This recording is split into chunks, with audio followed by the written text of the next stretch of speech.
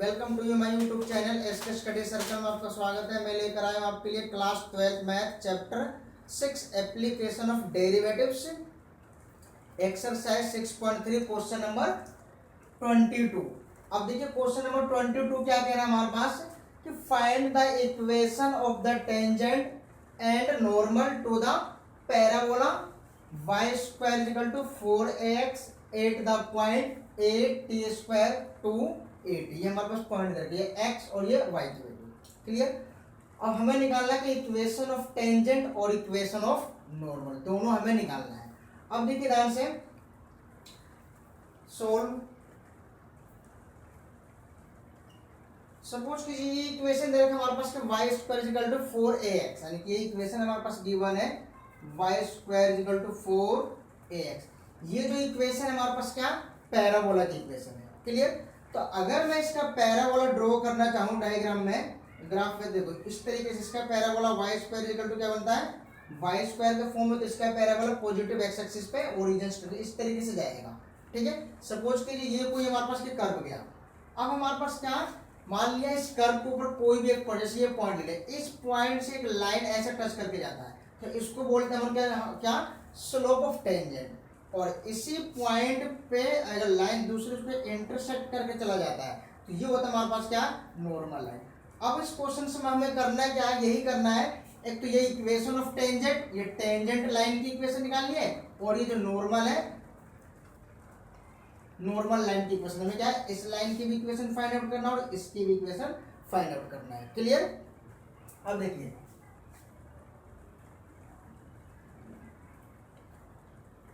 सबसे पहले इसका डिफरेंशिएशन कीजिए। Differentiation with respect to x, y square का 2y dy अपॉन में dx, 4ax का 1 dy अपॉन में dx, 4a अपॉन में 2y, क्या ये 2a अपॉन में y। अब यहां से slope of tangent 8.8t square 2at। अब यहां पे आ गया dy अपॉन में dx, 2a y की वैल्यू क्या है 280, 2a से 2a कैंसिल हो गया 1/t। ये आ गया हमारे पास क्या स्लोप ऑफ टेंजेंट। क्लियर। अब हमें निकालना क्या इक्वेशन ऑफ टेंजेंट, यानी कि इस लाइन की ये टेंजेंट लाइन है, इसकी इक्वेशन निकालना। Equation of tangent line, equation of tangent 8.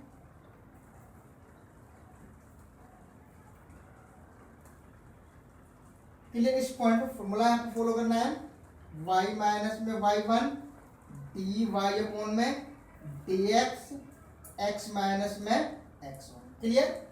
Value put up कीजिए y माइनस ये x1 और ये y1, यानी कि y1 क्या है 280 dy बाई dx, यानी कि स्लोप ऑफ टेंजेंट के लिए तो 1/t, x माइनस x1 कितना है a t स्क्वायर। अब t की मल्टीप्लाई इधर कीजिए t y 2a t square, 1 की मल्टीप्लाई में x माइनस में a t स्क्वायर। अब इसको इधर लेके आ जाओ t y, इधर आकर माइनस के x, इधर आकर के प्लस के 2 a t स्क्वायर और ये माइनस के a t square, t y minus x, 2 में से 1 गया यानी कि 1, यानी कि 8t स्क्वायर। ये आ गया हमारे पास equation of tangent which is required equation of tangent. अब हमें निकालना क्या इक्वेशन ऑफ नॉर्मल के लिए, तो same equation of normal 8.8t square 280। Formula y minus में y1 माइनस 1 अपॉन में dy अपॉन में dx x माइनस में x1, ये फॉर्मूला है इक्वेशन ऑफ नॉर्मल के लिए। y माइनस में 2at माइनस 1 में 1/t, ये स्लोप ऑफ टेंजेंट के लिए होता है, x माइनस में a t स्क्वायर। अब ये t ऊपर चला गया, यहाँ तो उतर गया ऐसे ही, y माइनस में 2at, ये माइनस के t, x माइनस में a t square, y minus में 2at, इसकी मल्टीप्लाई किया माइनस के tx प्लस के a t के क्यूब। अब x वाले को इधर लेके आ जाओ, ये उतर गया, इसको रेस कर दो बच्चों, यहाँ उतर गया हमारे पास क्या, y प्लस के tx equal to a t की क्यूब, और ये उधर जाएगा तो माइनस क्या प्लस हो जाएगा 2at, y plus tx common ले लो, at कॉमन ले लिया तो यहाँ उतर गया t स्क्वायर प्लस में 2। विच is required equation of normal, which is required equation of normal. चलिए उम्मीद करता हूँ समझ में आ जाएगा, नोट कीजिए, नेक्स्ट क्वेश्चन करते हैं अभी।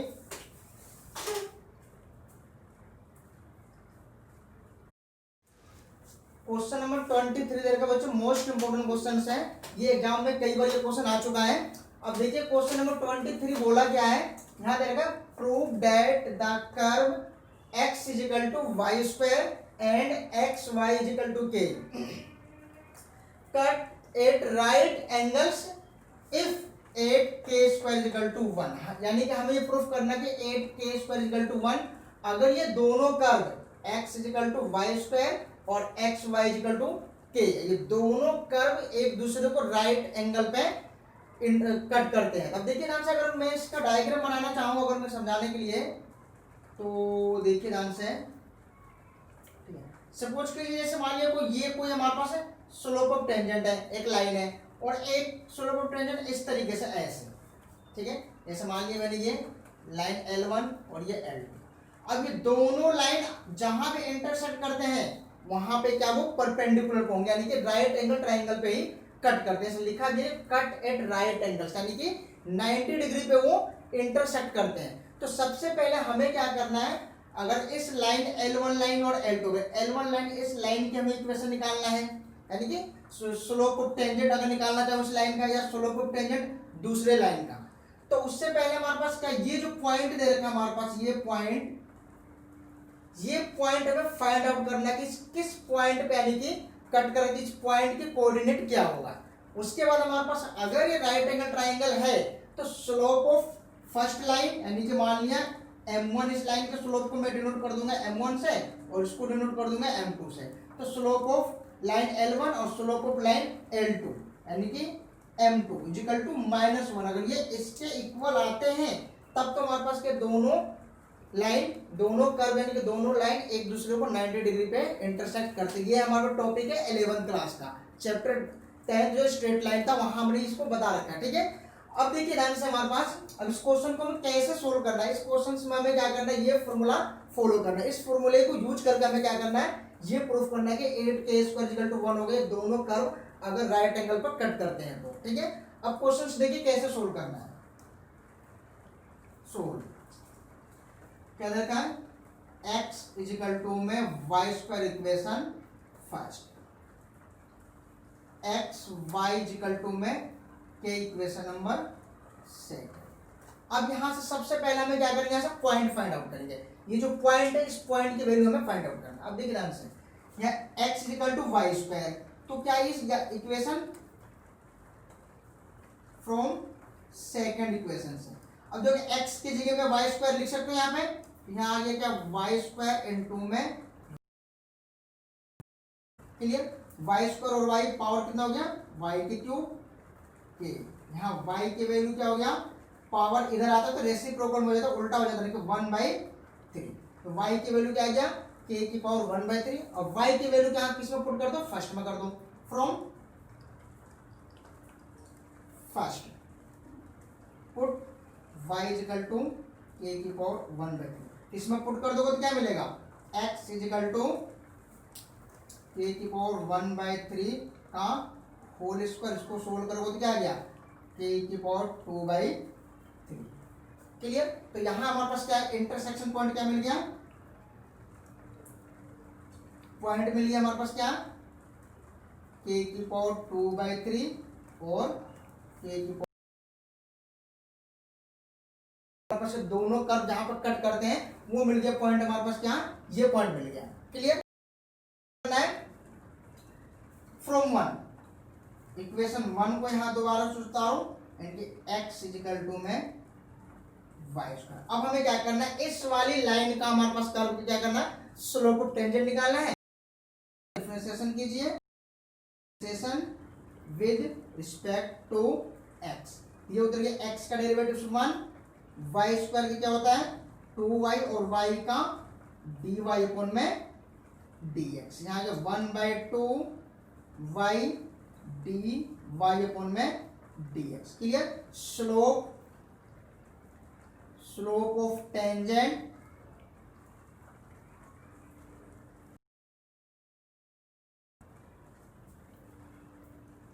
k की पावर 2/3 और k की पावर 1/3। तो यहाँ पे ये x के वैल्यू, ये y की वैल्यू होगी। तो यहाँ स्लोप ऑफ टेंजेंट निकाली, इसमें y है तो y की वैल्यू पुट अप करेंगे, यहाँ उतर गया हमारे पास क्या dy अपॉन में dx, इसको मैं ले लूंगा m1 के इक्वल, लेकिन फर्स्ट लाइन के लिए स्लोप क्या मान लूंगा m1, तो क्या बनेगा यहाँ से 1 अपॉन में 2, y की वैल्यू क्या है k की पावर 1/3। क्लियर। ये आ गया स्लोप ऑफ टेंजेंट यानी कि m1 में फर्स्ट लाइन का। अब हमें निकालना क्या, सेकंड लाइन के लिए स्लोप। अब देखो ध्यान से, फ्रॉम सेकंड इक्वेशन को उतार लो यहाँ पे, x y इक्वल टू में k, differentiation with respect to x, product rule, x को वैसे y का डेरिवेटिव dy अपॉन में dx प्लस y को वैसे x का डेरिवेटिव 1 और k कांस्टेंट है तो कांस्टेंट का डेरिवेटिव 0, यहाँ उतर गया x dy अपॉन में dx, इधर आकर माइनस के y dy अपॉन में dx माइनस y अपॉन में x। अब यहाँ पर slope of tangent 8 point k की पावर 2/3 और k की पावर 1/3 इसी पॉइंट पे। क्लियर। अब देखिए ध्यान से, हमारे पास क्या बनेगा यहाँ से, यानी कि dy अपॉन में dx इजिकल टू, इसको मान लूंगा m2, दूसरी लाइन के स्लोप क्या मान लिया m2। अब यहाँ उतर गया माइनस के y की वैल्यू क्या है k की पावर 1/3 और x की वैल्यू कितना है k की पावर 2/3। क्लियर।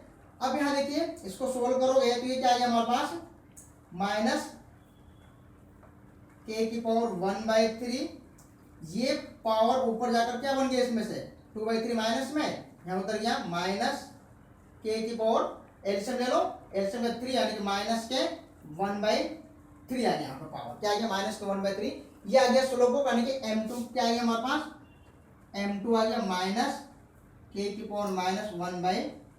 क्लियर। ठीक है। अगर इस वैल्यू को पॉजिटिव करना चाहते हो तो ये क्या आ गया हमारे पास, नीचे आकर के ये माइनस 1 अपॉन में k की पावर 1/3 हो जाएगा। क्लियर। अगर इसको शॉर्ट में करना है तो डायरेक्ट इस वैल्यू को यहाँ पे लेकर आ सकते थे। ठीक है। अगर ये शॉर्ट करना तो डायरेक्ट यही वैल्यू नीचे आ जाता, माइनस हो जाता तो ये आ जाता यहाँ पे हमारे पास। कहने का मतलब, इसको मैं शॉर्ट में बताना चाहूँ तो देख लो ऐसे, यानी कि ये रखा था k की पावर 1/3 अपॉन में k की पावर 2/3, तो मैं इसको क्या कर देता 1 अपॉन में k की पावर 2/3 माइनस 1/3, तो k आ गया हमारे पास क्या, इस तरीके से माइनस में सोल्व कर देते। ठीक है बच्चों। अब देखिए ध्यान से, ये आ गया हमारे पास यहाँ तक। ठीक है। अब आ गया हमारे पास m2 आ गया और यहाँ पे m1 आ गया। क्लियर। अब हमारे पास क्या करना है, कंडीशन फॉर्मूला फॉलो कर, इसको मैं इरेज कर देता हूं। नाउ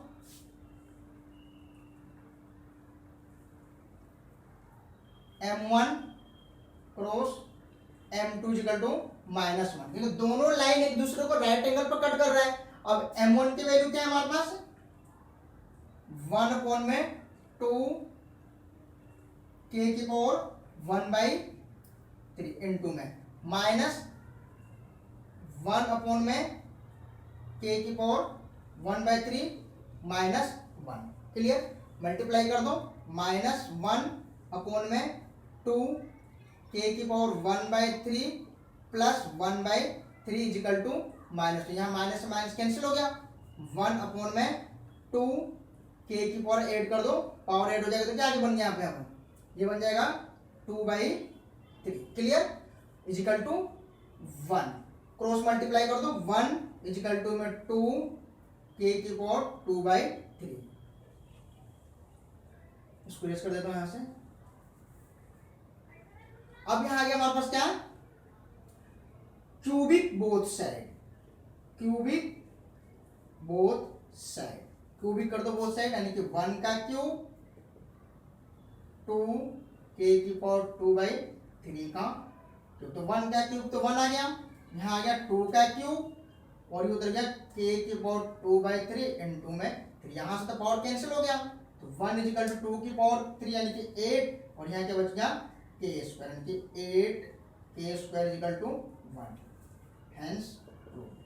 क्लियर, उम्मीद करता हूँ समझ में आ गया, नोट कीजिए बच्चों।